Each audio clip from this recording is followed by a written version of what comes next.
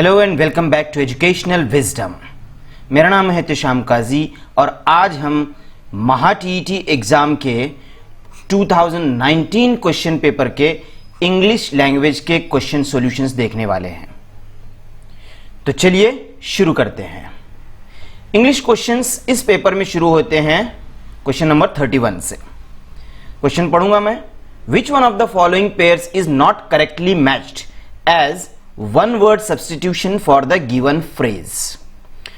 एक फ्रेज दिया हुआ है और उसके लिए वन वर्ड सब्सटीट्यूशन है, यानी उसी सेम मीनिंग का वर्ड है। एक वर्ड ऐसा है जो करेक्टली मैच नहीं है, वो कौन सा है पहचान के हमें आंसर के तौर पर लिखना है। तो देखिए नंबर 1 जो पेयर दिया हुआ है जीनोसाइड, इसके मीनिंग है मर्डर ऑफ रेस, पूरी एक रेस का, नस्ल का मर्डर कर देना। यस, करेक्ट है मीनिंग। दूसरा sororicide, murder of sister. Yes, sister के मर्डर करने को सोरोरिसाइड ही कहते हैं। फिर नेक्स्ट है अक्सरिसाइड। ये देखिए थोड़ा सा स्पेलिंग यहां पे रॉन्ग हुई है, पेपर में भी रॉन्ग ही है। आर की जगह पे एक्स और एक्स की जगह पे आर आना चाहिए। अक्सरिसाइड कहते हैं उसको। मर्डर ऑफ ब्रदर यहां पे दिया हुआ है, लेकिन यह है wrong pair. Murder of one's wife, उसको कहते हैं अक्सरिसाइड। तो यह है रॉन्ग पेयर, यह है हमारा आंसर। लास्ट वन जो है मटेरिसाइड, मर्डर ऑफ मदर, यह भी करेक्टली मैच्ड है। अब देखिए इस तरह के क्वेश्चंस हम सॉल्व कैसे करेंगे। ये ऐसे वर्ड हैं कि जिसके मीनिंग किसी को नहीं पता होते हैं आमतौर पर। ऐसे क्वेश्चन सॉल्व करते वक्त एक चीज हम करेंगे, इसी तरह के वर्ड हमने कभी पहले पढ़े हैं या सुने हैं, इसके बारे में सोचना है। अगर फिर भी नहीं मिलता है तो हमको कोई भी एक ऑप्शन मार्क करना है। कोई एक मिल जाता है, जीनोसाइड ये वर्ड हम सुनते हैं वॉर्स वगैरह में, अगर ये एक भी मिल जाता है तो बचे हुए किन्हीं तीन में से किसी एक को हमको मार्क करके आना है। निगेटिव मार्किंग जो है ये टीईटी के एग्जाम में नहीं होती है, इसलिए कोई आंसर हमको नहीं पता है, नहीं आता है, बिल्कुल नहीं पता, तो उसको छोड़ के नहीं आना है। कोई भी एक मार्क करेंगे आप तो आपके कम से कम, चारों भी ऑप्शंस आपको नहीं पता है तो कम से कम क्वेश्चन के करेक्ट आने के चांसेस 25% होते हैं। अगर आप कोई एक सॉर्ट आउट कर लेते हैं कि कोई आंसर नहीं है, for example question number 1, option number 1 ये आंसर नहीं है, तो बचे हुए 3 में से आप जब आंसर देंगे तो आपके आंसर सही आने के चांसेस 33% हो जाते हैं। तो कहने का मतलब यह है कि कोई ना कोई एक आप आंसर मार्क करके आए।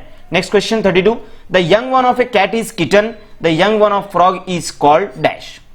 तो ये यंग वन का जो क्वेश्चन है ये हर ईयर के क्वेश्चन में आपको देखने के लिए मिलता है। आप सारे वीडियोस देख लीजिए जो मैंने बनाए हैं, या आप क्वेश्चन पेपर डायरेक्टली अगर सॉल्व कर रहे हैं तो उसमें भी आप देख सकते हैं animals and there young one का क्वेश्चन होता ही है। इसकी प्रैक्टिस करके आप जाएं। जो यहां पे दिए हुए हैं वो तो मैं बताऊंगा ही, आप इंटरनेट से या किसी बुक से सारे यंग वंस की तैयारी करके जाएं। तो देखिए फ्रॉग के यंग वन को क्या कहते हैं, अगर आप तैयारी करके जाएंगे तो आपको पता चलेगा कि tadpole is the answer of this question. अब मैं आपको बाकी के ऑप्शंस भी बता देता हूं। फॉन किसको कहते हैं, ये डियर के यंग वन को, डियर के बच्चे को, हिरन के बच्चे को कहते हैं। किड किसको कहते हैं, ये कहते हैं गोट के बच्चे को। और थर्ड है सिग्नेट, ये स्वॉन के बच्चे को, यानी राजहंस के बच्चे को कहा जाता है। हमारा आंसर है option number 4। Question 33, the cry of a dog is bark, the cry of an ape is called dash. ये क्राई का भी क्वेश्चंस आप पढ़ के जाएं, आवाजें, अलग अलग एनिमल्स की आवाजें कौन कौन सी होती है, ये भी आप तैयारी करके जाना चाहिए। सभी एनिमल्स के आप देखिए, जो जो हमारे इंडिया में आम एनिमल्स हैं, डोमेस्टिक एनिमल्स हों या वाइल्ड एनिमल्स जो मशहूर हैं, उनकी आप तैयारी करके जाएं। तो एप की जो आवाज होती है उसको कहा जाता है ऑप्शन नंबर 2 गिबर। अब मैं बाकी के ऑप्शन भी बता देता हूं आपको। लो किसकी आवाज है, ये काव की आवाज को कहा जाता है, गाय के, और कभी कभी काव की आवाज को मू भी कहा जाता है। ऑप्शन 3 कू, ये पिजियन के या डव की आवाज को कहा जाता है? Hoot, hoot is the sound of an owl. ठीक है, आगे बढ़ते हैं। Question 34, Sudhir is afraid of books, किताबों से डर लगता है उसको। His family thinks that he is suffering from dash. अब ये क्वेश्चन थोड़ा सा अलग करके दिया हुआ है। एक्चुअली इनको पूछना क्या है, ऐसा पर्सन जो बुक से अफ्रेड होता है, किताबों से डरता है, उसे क्या कहा जाता है? यह भी वैसा ही क्वेश्चन है जो हमने पहला क्वेश्चन देखा। ऐसे क्वेश्चंस के आंसर बहुत कम लोगों को पता होते हैं। अगर मालूम है तो बहुत अच्छी बात है, नहीं मालूम है कम से कम एक दो ऑप्शंस को अलग करने की कोशिश करें कि जो जो आंसर्स नहीं हो सकते, फिर बचे हुए ऑप्शन में से आप अंदाजा लगा लें। ठीक है, तो देखिए, बुक से जिसको डर लगता है, ऐसे पर्सन को ऐसा जो डर होता है वो होता है बिब्लियोफोबिया। ऐसे डर को बिब्लियोफोबिया कहते हैं। बचे हुए ऑप्शंस भी बता देता हूं। एंड्रोफोबिया जो होता है वो मेन से डर लगता है, आदमियों से, पर्टिकुलरली फीमेल्स को मेल से जो डर लगता है, that is called as androphobia. Next, logophobia, the fear of words is called as logophobia. Next है hedonophobia, fear of experiencing pleasure, खुशी महसूस करने का डर। अब ये कैसा होता है, इंसान को खुशी होती है तो इस तरह का डर लगने लगता है कि ये खुशी कहीं मुझसे छिन न जाए, उस डर को कहते हैं हिडोनोफोबिया। अब ये मुझे भी पता नहीं थे, मैंने भी ये गूगल करके ही निकाल लिए हैं। तो आप भी इसको गूगल के जरिए से इस तरह के क्वेश्चंस की तैयारी कर सकते हैं। लेकिन मैंने जैसे पहले बताया, कुछ क्वेश्चंस ऐसे होंगे जिसके आंसर्स किसी को नहीं पता है। 35, fill in the blanks with the suitable word. Life is to death as pleasure is to dash.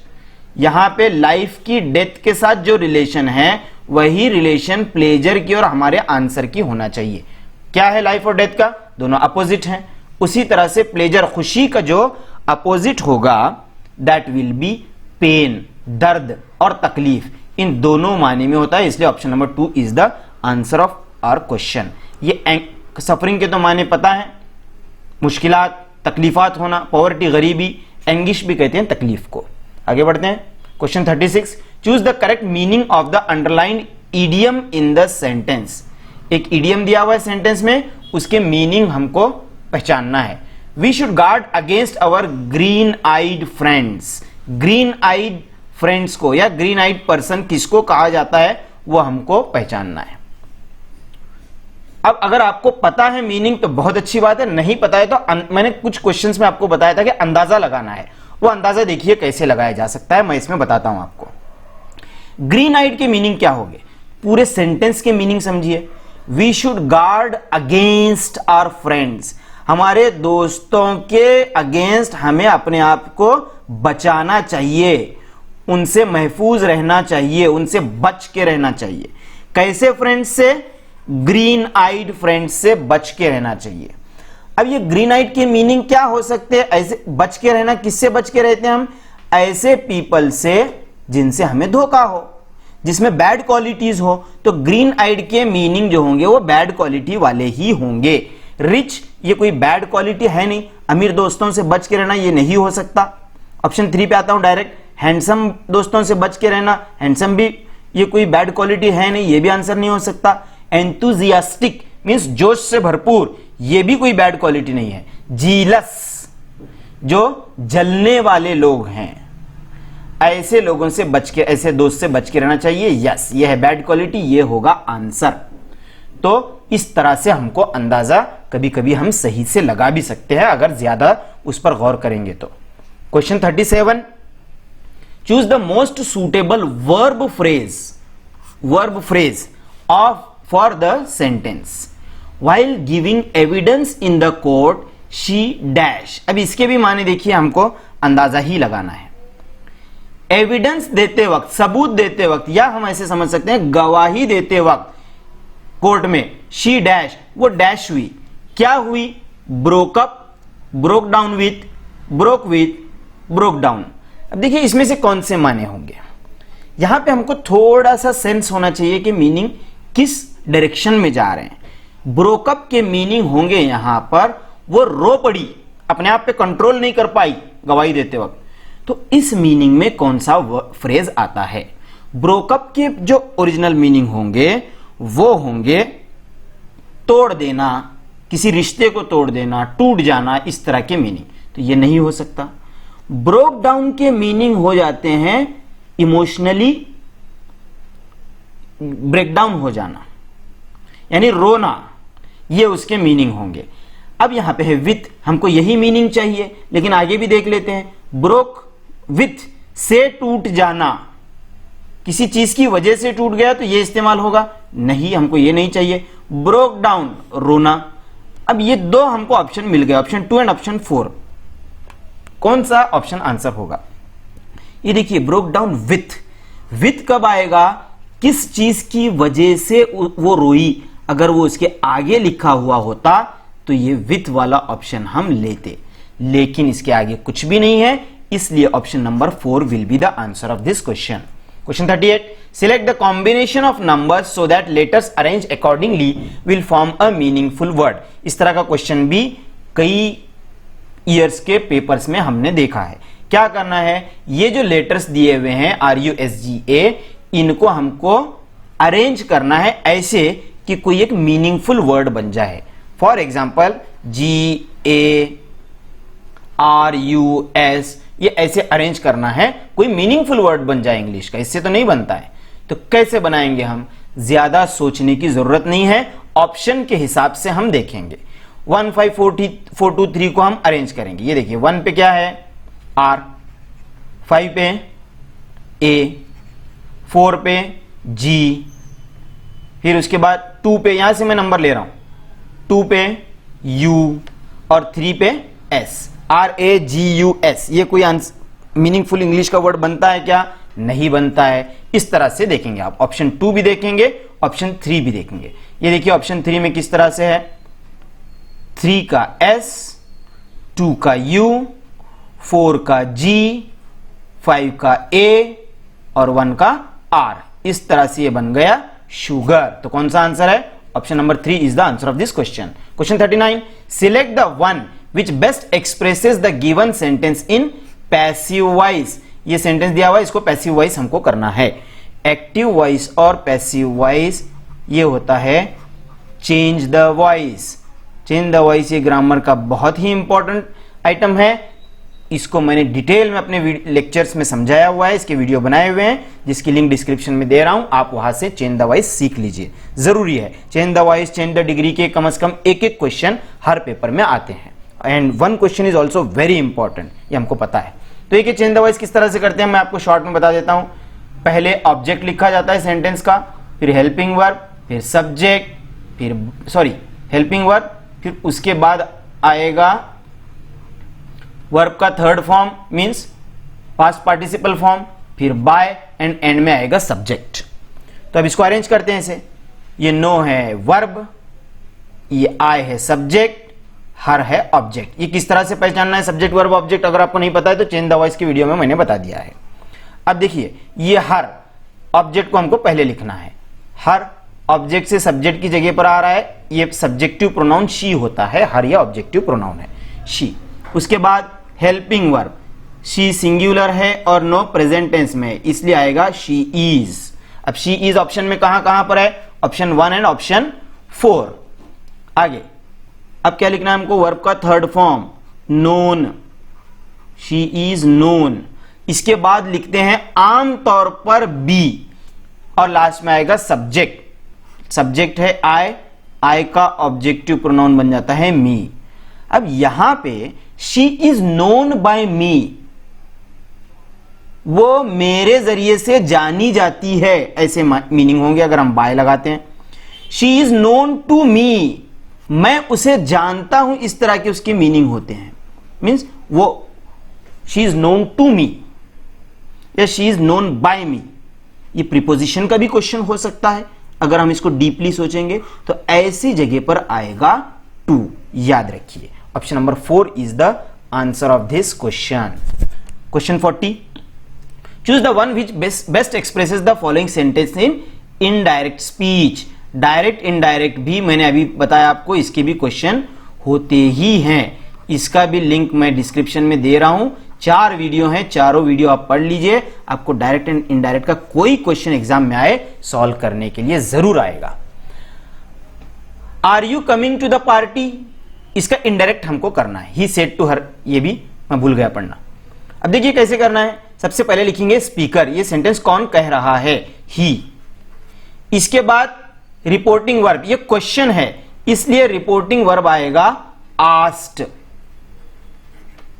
इसके बाद आएगा लिसनर, किसको सेंटेंस कहा जा रहा है, हर को, ये हर लिखेंगे, टू नहीं लिखेंगे हम, याद रखिए आप। ही आस्क्ड हर, अब ये कहां कहां पर है, ऑप्शन नंबर 2, 3, 4 में। आगे बढ़ते हैं। इसके बाद आएगा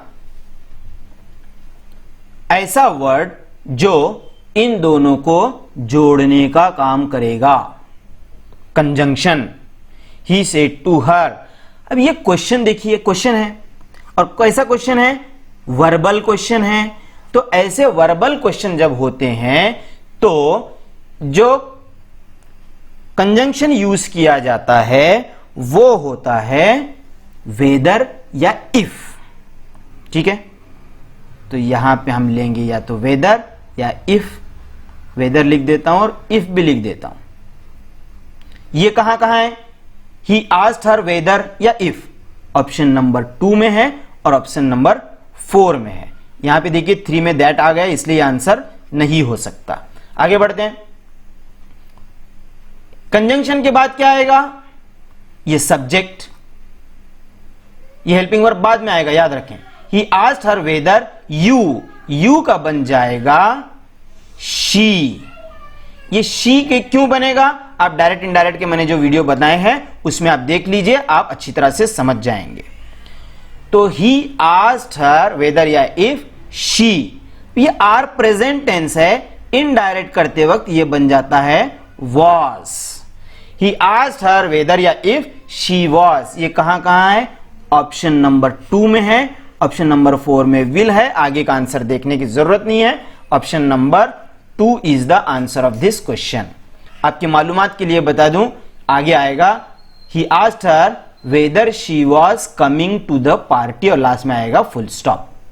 आगे बढ़ते हैं। Question number 41, fill in the blank with the most suitable alternative to make the sentence logical in sense. Logical बनाना है सेंटेंस को, उसमें कौन सा आएगा option. Pranesh told her that he dash her very well. Pranesh ने बताया उसको कि वो उस लड़के को अच्छी तरह से डैश करता है, क्या जानता है। यहां देखिए अंडरस्टैंड वाले सब वर्ड है, जानता है, इस मीनिंग का कौन सा वर्ड आएगा, एन अंडरस्टैंडिंग। नो, ये एन भी है, हमको वर्ब चाहिए, नाउन नहीं चलेगा। अंडरस्टैंड आ सकता है, अंडरस्टूड आ सकता है। वॉज अंडरस्टैंडिंग, जान रहा था, इस तरह के मीनिंग होंगे, ये भी नहीं चलेगा। अब अंडरस्टैंड आएगा कि अंडरस्टूड आएगा, जानता है। ये देखिए ये सेंटेंस के एक हिस्से में पास्ट टेंस आया है ना, यहां भी पास्ट टेंस ही आएगा, दैट इज ऑप्शन नंबर 3। आगे बढ़ते हैं। Question 42, choose the most suitable alternative in accordance with the correct use of tense. Tense के हिसाब से कौन सा सही आएगा। Sanjana did not cook her breakfast yet. Sanjana ने अपना ब्रेकफास्ट अभी नहीं पकाया है, अभी नहीं पकाया है, इस मीनिंग में हमको चाहिए। डिड नॉट आएगा। संजना हैज कुक्ड, पकाया है, अभी पका, ये अभी, ये जो येट वर्ड है ना, ये नहीं के मीनिंग में यूज होगा इस सेंटेंस में। अभी तक नहीं हम जब कहते हैं ना, उस तरह से। तो निगेटिव सेंटेंस ही आना चाहिए, नॉट इस सेंटेंस में आना ही चाहिए, वही हमारा आंसर होगा। Sanjana has not cooked her breakfast yet. Sanjana ने अपना खाना अभी तक नहीं पकाया, यस ये हो सकता है। Option 4, Sanjana has not been cooked. Yes, ये जो है हैज नॉट बीन कुक्ड, ये इस तरह की ग्रामेटिकल कंस्ट्रक्शन नहीं होती है। टेंसेस अगर आप पढ़ेंगे तो आपको समझ में आएगा। ऑप्शन नंबर 4 भी नहीं हो सकता, तो ऑप्शन 1 आएगा या ऑप्शन 3 आएगा। तो देखिए अभी तक नहीं पकाया, ये यट जो है ना, यट यहां पर है, इसलिए अभी तक मीनिंग के लिए हैज का यूज हम करेंगे। अगर ये यट नहीं होता तो डिड नॉट यूज किया जाता था। ठीक है, तो ये option number 3 is the answer of this question. Last question of this video, question 43, choose the most correct alternative to complete the following sentence. For modern man के लिए there are a number of diseases, बहुत सारी diseases यानी बीमारियां हैं। For to suffer from, for suffering, to suffer, suffering from, कौन सा आएगा? ये जो क्वेश्चन है ये प्रीपोजिशन वाला है। प्रीपोजिशन भी हम इसके जरिए से समझ सकते हैं, यानी प्रीपोजिशन आएगा तो हम ये लिख सकेंगे। टू सफर फ्रॉम ये आंसर है। क्यों है आंसर? मॉडर्न मैन के लिए बाहर इतनी सारी बीमारियां हैं जिसके जरिए से वो इन्फेक्ट हो सकता है, जिसके जरिए से, फ्रॉम ये मीनिंग हमको लेना है, इसलिए option number 1 is the answer of this question. उम्मीद करता हूं ये वीडियो आपको पसंद आया होगा, तो इस वीडियो को लाइक और शेयर जरूर करें और इसी तरह के एजुकेशनल वीडियोस सबसे पहले देखने के लिए चैनल को सब्सक्राइब भी करें।